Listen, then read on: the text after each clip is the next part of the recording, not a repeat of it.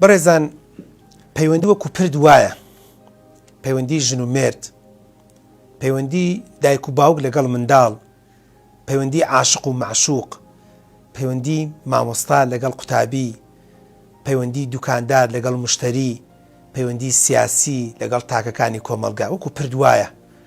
چۆن پرد ناتوانانی بەسەریا تێپەڕکەی ئەگەر بە جوانی دروست نەبوو بێ. پردێک ئەگەر فشەڵ بێ زوو تێک دەچێت.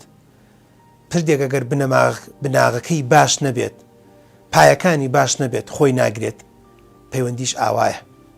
باشترین و چاکترین پەیوەندی ئەوەیە کە لەسەر ئەساسی درۆ نەبێت، لەسەر ئەساسی وعد و بەڵێنی ناڕاست نەبێت، لەسەر ئەساسی ڕواڵەت نەبێ، لەسەر ئەساسی چاولێکەری نەبێت. بۆیە ئەو ژن و مێردانە، ئەو عاشق و معشوقانەی کە پەیوەندیەکیان دروست کردووە لەسەر بنچینەیەکی پتە و 30 ساڵ 40 ساڵ 50 ساڵ تحمل دەکات. بەڵام ئەو کەسانی کە پەیوەندیەکان لەسەر ئەساسێکی چاتین، لەسەر ئەساسی هەنێ قسەی باق و بریق، لەسەر هەنێ ئەساسی هەندێک مۆبایلە نامە و شعرە نامە بنیاتیان ناوە، بەدڵنیاییەوە 6 مانگ بڕ ناکات.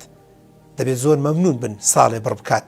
بۆیە لە یادتان نەچێت پەیوەندی وەکو پرد وایە، هەتا وەکو بناغەی پتە بێت، هەتا بنچینەیەکی باش بێت، هەتا وەکو ڕازگۆیانە بنیانرا بێت، پەیوەندیەکە درێژخایەن دەبێت و بەردەوام دەبێت تا کۆتایی ژیان.